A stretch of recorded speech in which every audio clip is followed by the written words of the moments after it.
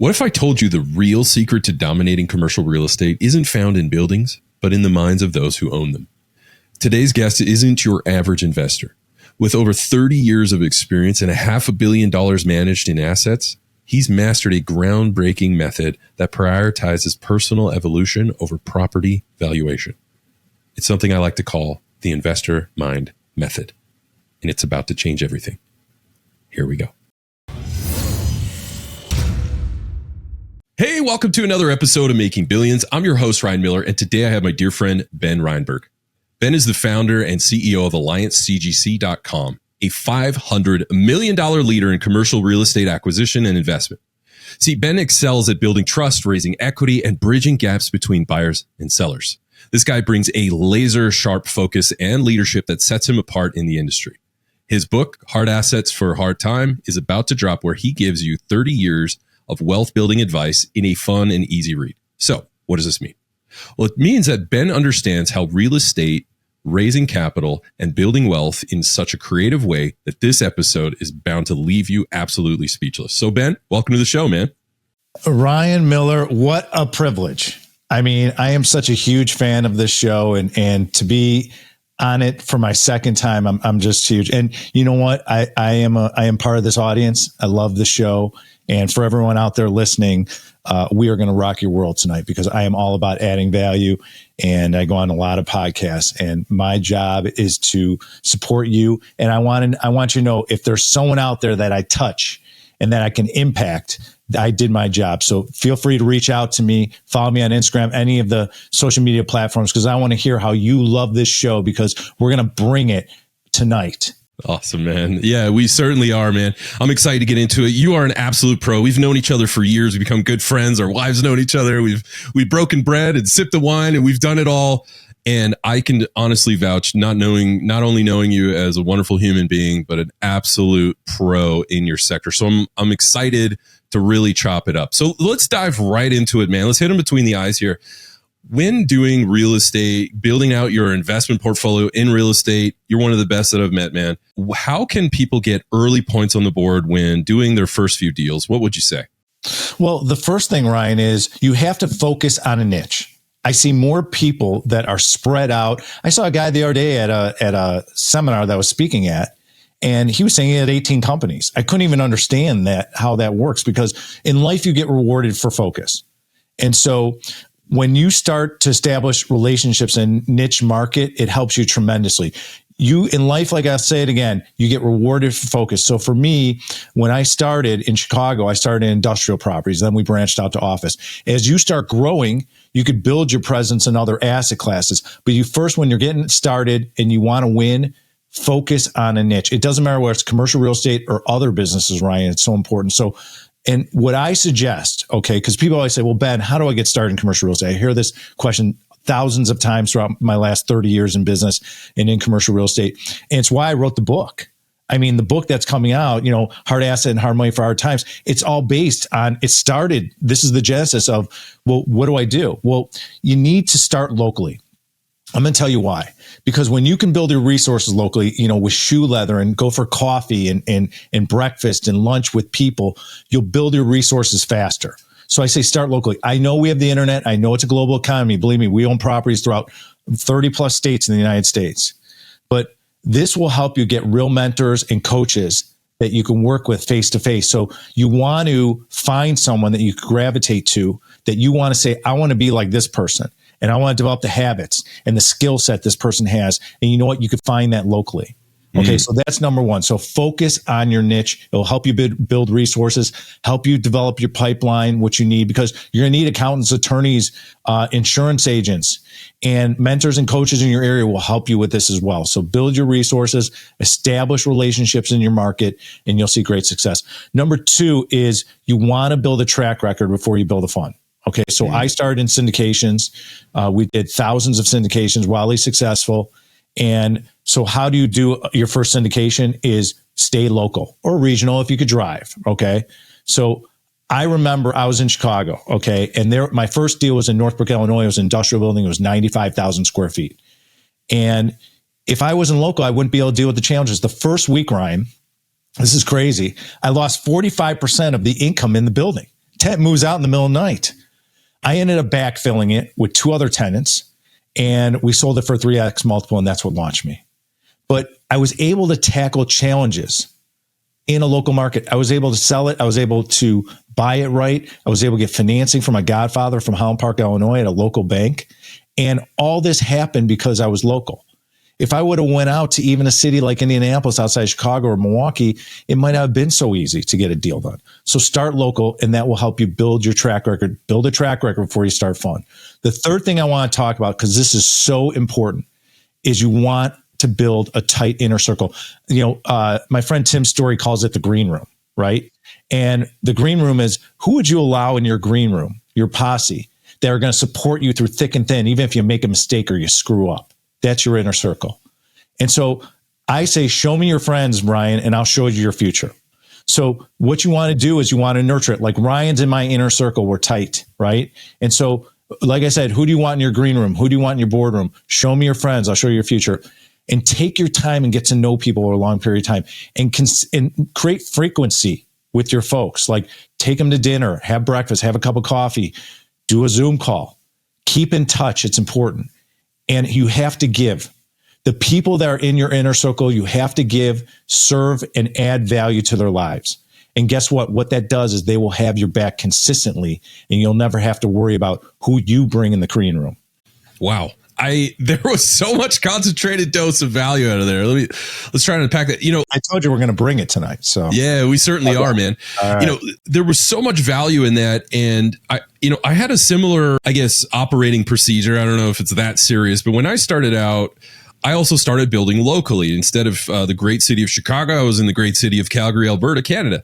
And during that time, so energy city and lots of energy, both in hydrocarbons, but also in people doing deals. And it was a great place, man. Probably reminds me a lot when we've spoken offline about the early days of Chicago when you guys started. And I had this 3-step process that I continue to teach. It's not hard, but it was exactly what you talked about, which was never eat alone, always ask about their story, and be generous. And so when you're starting out, it's not like you got millions of dollars. Maybe if you're a young guy like I was, or Ben, younger guys back in the day, really you got the fire. And so when you say never eat alone, what we're talking about, what Ben and I are talking about in very similar ways, just said differently, is when you start locally, where you start is not necessarily the dirt under your feet. What we're saying is, to actually start, you need to start talking to people that are local, that are nearby, that you can build relationships with. And Ben's saying, yeah, take him out for a coffee. That's what I did. Take him out for a coffee. Guys, it's like $2. It's not hard to get a start. But the start, and very often we confuse the pitch as your opening move, and it's not. Your pitch is not the opening move. Building relationships is your opening move. Building your reputation for whatever it might be. You're a hard worker. You're an honest guy. You grind hard, whatever it is.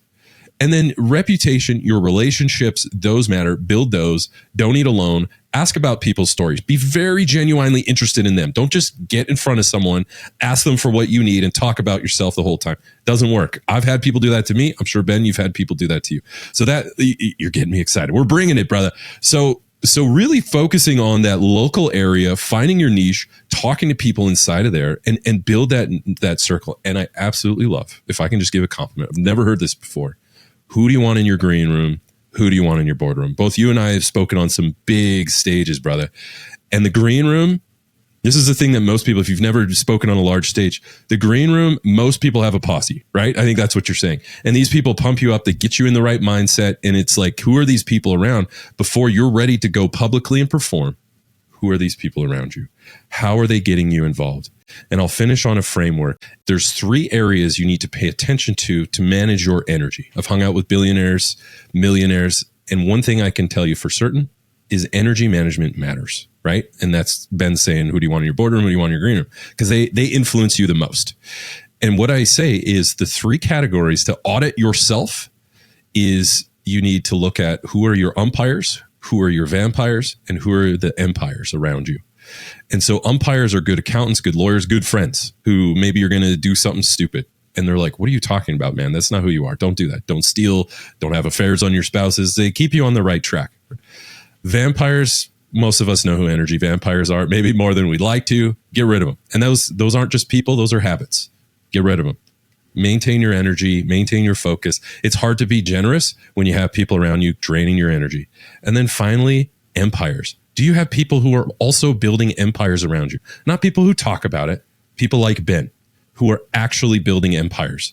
So are you managing the umpires, avoiding the vampires, and embracing the empires? Have those around you. Start locally, start building that inner circle, and you'll also build that green room and that boardroom.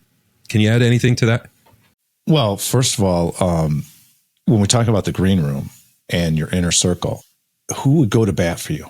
Like who would be there to always support you, thick or thin, unconditionally, not looking for anything from you, and will be there for you because will add value to your life. That's who you want. That's who it is. It's who's giving you referrals, who cares about you. When the chips are down, is that person going to be there? That's really the bottom line. And that's what you have to look at. So I have a tight inner circle, and it's important to do it. And so I just think at the end of the day, Ryan, is that if you have to take your time to decide who's going to be in that green room, who is the inner circle, don't just jump, like get to know people and go through experiences with them, because I've had friends of mine and who I'm no longer friends with because, you see their true colors over a long course of time. And so just be very careful and do your homework and really ask questions and get to know people and spend time with them, and you'll build a great inner circle.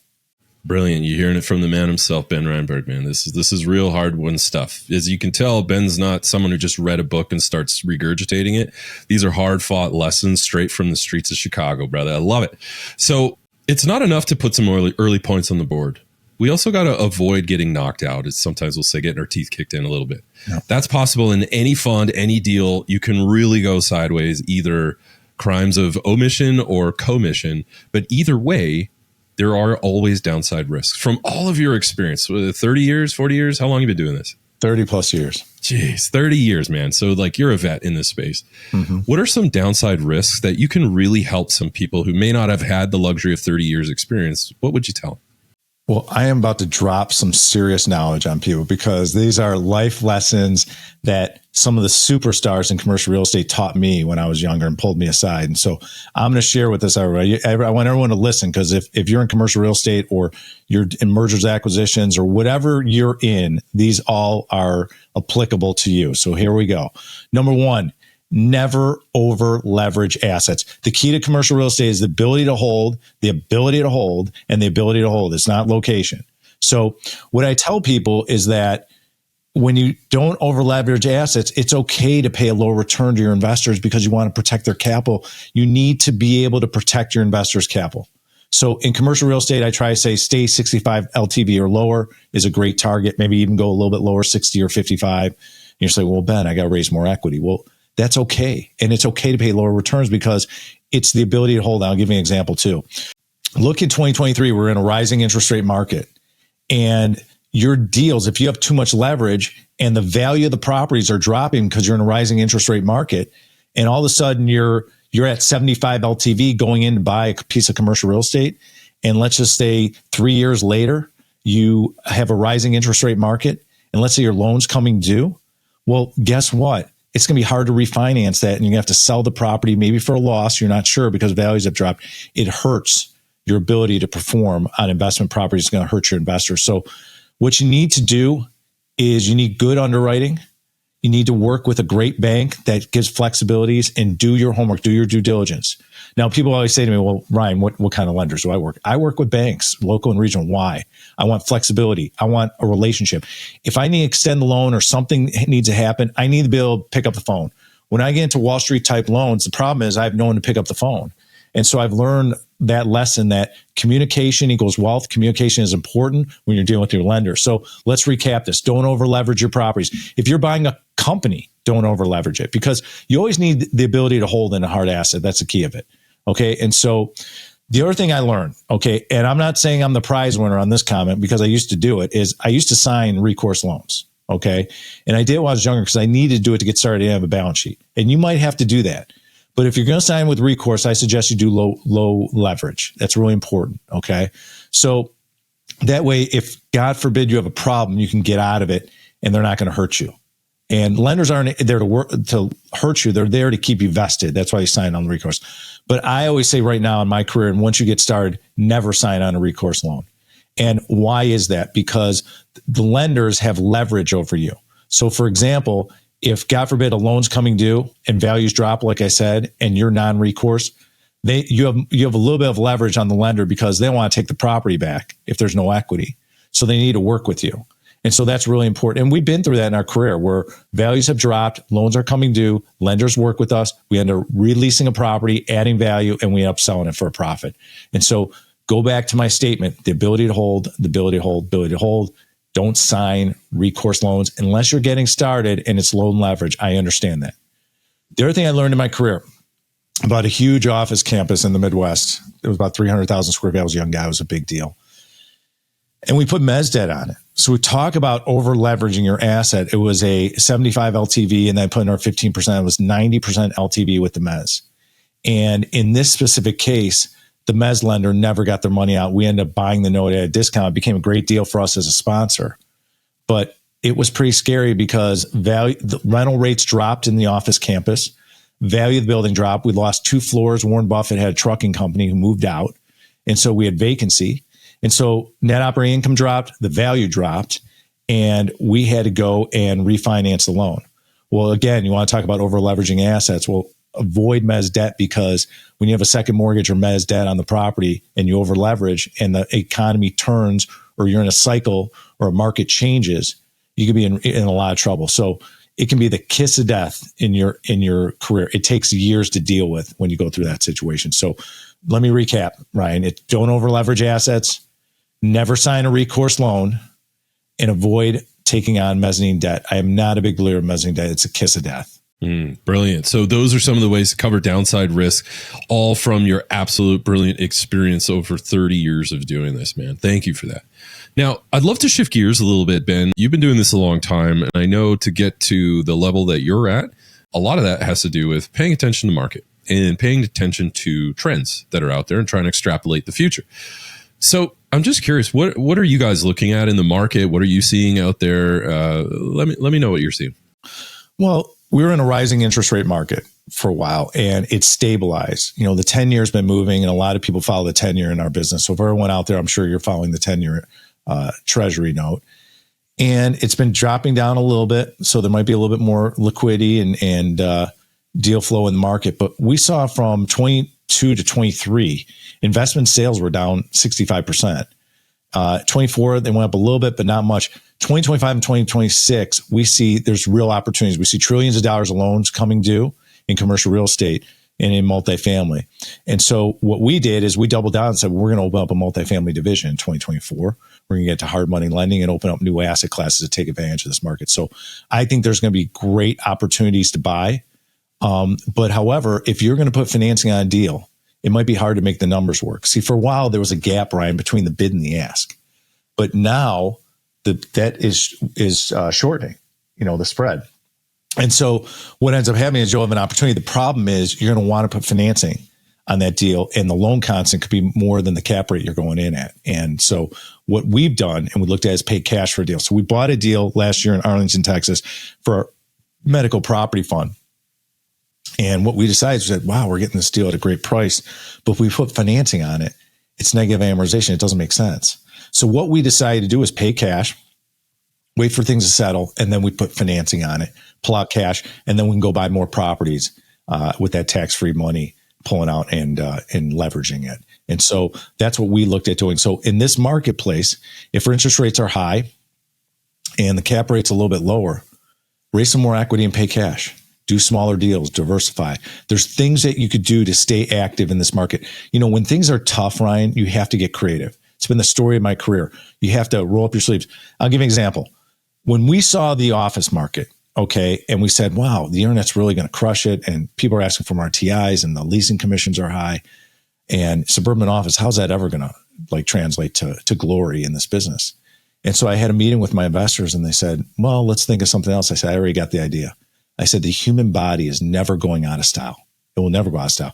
Let's invest in medical properties. And that's what we started over 21 years ago in my career. We pivoted. So don't be afraid to pivot out there, especially in a tough market. So whether it's rising, interest rates or you got to pay all cash, these are ways that you pivot to navigate the channels of a tough market. I don't care who's in office. Okay. I said this earlier. I was interviewed for a big publication. I said, you adjust to the policies in place within the country you're in.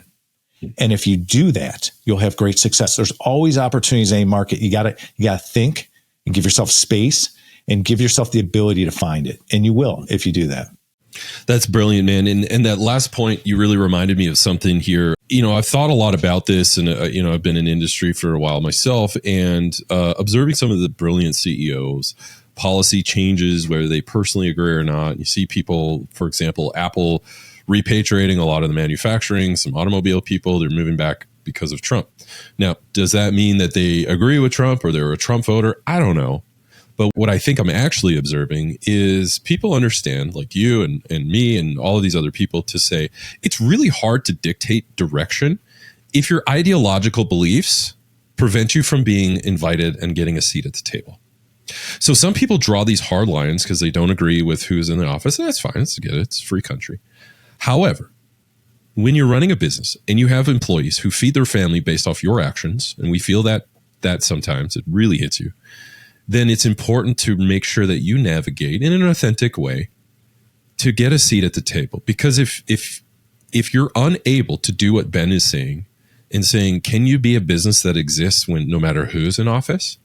Great. The best guys know how to navigate that in a very honest and authentic way, is to say, we will work with whoever it is. But the worst thing that could happen is we don't have a voice at the table. And so being able to work with administrators, governments, bankers, no matter who it is on the other side of that desk, at least they're inviting you to have a seat at the table. You're in good shape and you can navigate. And so I think really having that nimbleness, not only as a deal maker, but as an executive like Ben and I think having those two things in place are absolutely critical. Would you agree? Absolutely. I agree. I mean, 100%. Yeah. I love that, man. So as we round third base, brother, I'm very curious. You've done so many things. You've nailed it. You've built this huge company. What would be some competitive advantages that you can provide for our listeners? Well, I think the first step is, let's look at your time. So we all know time is the greatest asset. And I'm going to teach everyone out there what we do at Alliance, because I think it's really important. And so giving yourself enough time to learn and grow is so important. It will be your best asset in real estate. Time is everything, and understanding time and what it means. We talk about time in our office. So what we did was 3 years ago, our chief people officer came in. We brought the whole leadership team into Newport Beach in our conference room. And we sat around, we did an exercise 3 years ago and said, if the average life expectancy, Ryan, is 77 years old at the time, and right now I'm 55 years old, I do 77 minus 55 times 52 weeks is 1,144 weeks left in my life to live. So what does that mean to everyone out there? Well, compared to like a younger person, maybe in our company that's 28 or whatever, they might have 3,000 or 4,000 weeks to live. The decision tree is different for me compared to someone younger. So if you understand that, you seek the truth in what someone's saying, understand what their time's worth. So for example, for me being 55, I'm going to value, who am I spending my time with? What podcasts I'm going on? Of course, I'm going to go on Making Billions, but you have to ask yourself, what deals am I doing? What asset class am I focusing on? Where am I investing? So you want to know, how are you spending your time and who you're spending it with? Again, go back to the green room idea. So if you value your time, which is your greatest asset, that's going to give you a competitive advantage. Okay. And so let's talk about it a little bit. So my book, Hard Assets and Hard Money for Hard Times, we're building a castle. We give everyone in the book a blueprint so you can build your hard asset empire. And the reason why it's so important is I wanted people to have a roadmap so you could build, retain, defend, and compound your wealth. Okay. And so you always need a blueprint. It's visual and it allows you to be accountable, because you always want to know where things are at so everyone knows what it is. And that's important. And so when you look at the castle, you're going to have keystones and capstones and walls, and you're going to have foundation, and you're going to have vaults. And in the vaults, you might have data for security, and you might have succession plans in the walls. But your capstones are going to talk about what are the assets you want to build. And what's really important, and I talk about this when we talked about focus and niche, is focus on your lane. So when I build my hard asset empire, it is commercial real estate oriented. Now, I'm not an expert in technology. I'm not an expert in some of the things Ryan does, but I invest with smart money. So if you value your time, you want to invest in smart money. I spend a majority of my time in the commercial real estate space. Why would you go on a learning curve when time is so important to learn a new asset class? Unless you're getting out of your old asset class because you're not successful or there's a struggle or things change, that's different. But you get rewarded for focus. Time is your greatest friend. And to build a hard asset empire, you're going to have to invest in smart money along with your specific niche. Brilliant. And that's where it comes back to the castle: build, retain, defend, and compound your wealth.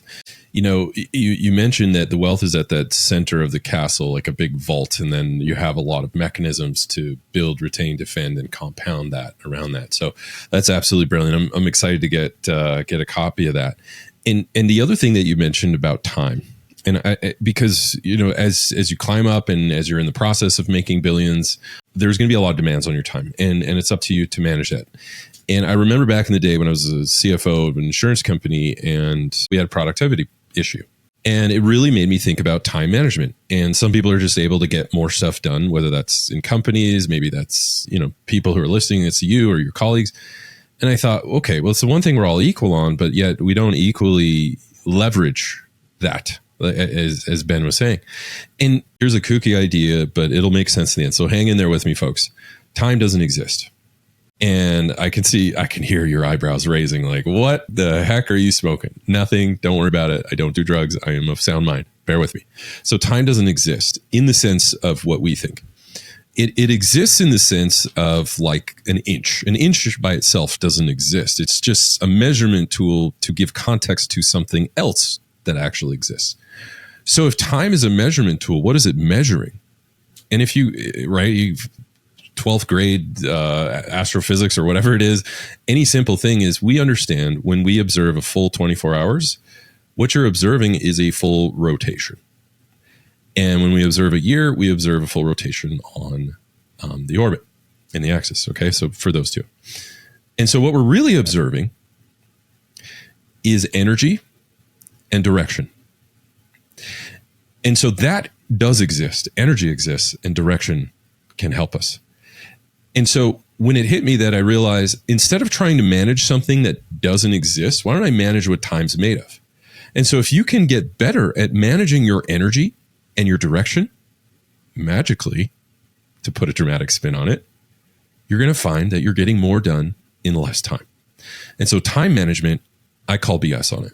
But and I'm sure you do too. But what we do say is you can manage energy and you can manage direction. And therefore, you are managing your time. And the third thing that I want to mention, because I've really put a lot of thought in this, being where I'm at in my career, we're grinding hard.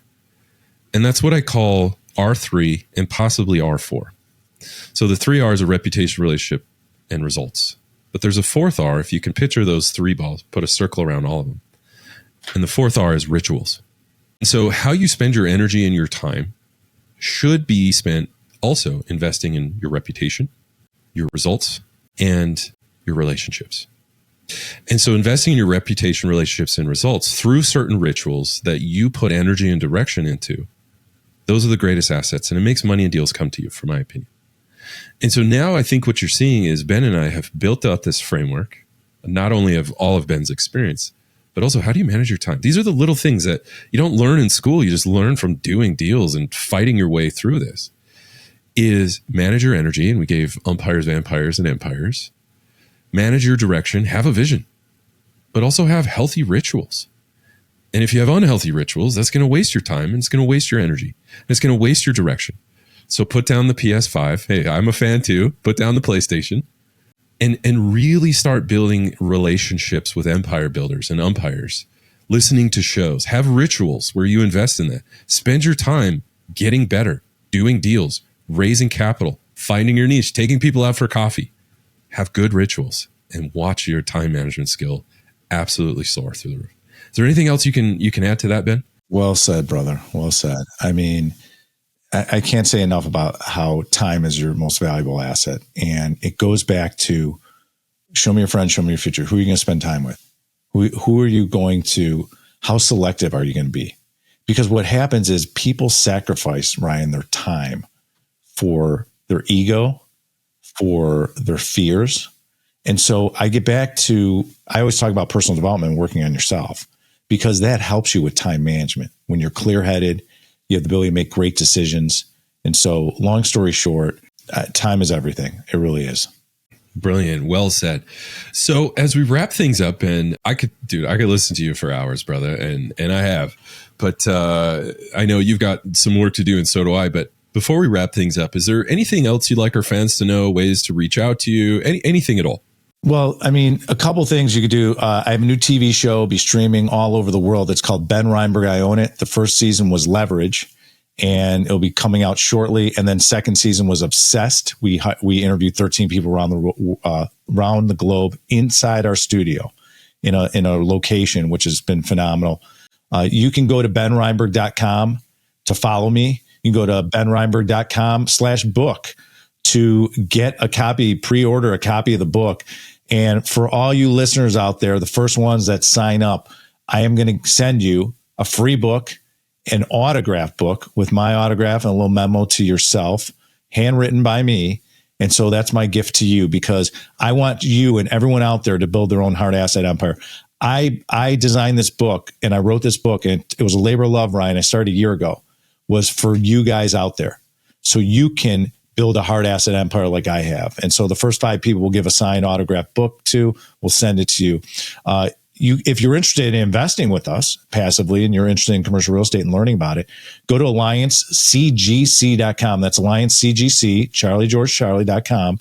And you can click invest now, and you can fill out the page, and we will have someone reach out to you, and we will interview you and see and give you the privilege of investing in the Alliance Medical Fund or one of our other asset classes. And so, going back to the book, you'll be able to get it on Amazon. You can pre-order as well. We'll have hardcover, paperback. We're doing an ebook. Eventually, we're going to do an audio book. And so, benreinberg.com, alliancecgc.com. You can follow me on all the social media platforms, LinkedIn. I'm big on Instagram at The Real Ben Reinberg. I'm on all the other social media platforms. So feel free. Pick up a copy of the book. There's a reason why I wrote it. I wrote it for you. And I want you to have sustainable generational wealth for years to come. Brilliant. Well said. So just to summarize everything that Ben and I talked about, focus on a niche, build your track record locally, take people out for coffee, really focus on building those relationships. And then those relationships should result in a tight inner circle. And again, Ben warns us to say, hey man, if you want my opinion, never over leverage your assets. Don't sign recourse loans, and avoid mezzanine debt, as it's the kiss of death. And then finally, as a competitive advantage, just know time is your greatest asset. Manage your energy, manage your direction, get some umpires around you, avoid the vampires, get some empire builders around you, and then obviously reputation, relationships, results, and make sure you invest in those through your rituals. And finally, build, retain, defend, and compound your wealth. You do these things, and you too will be well on your way in your pursuit of making billions.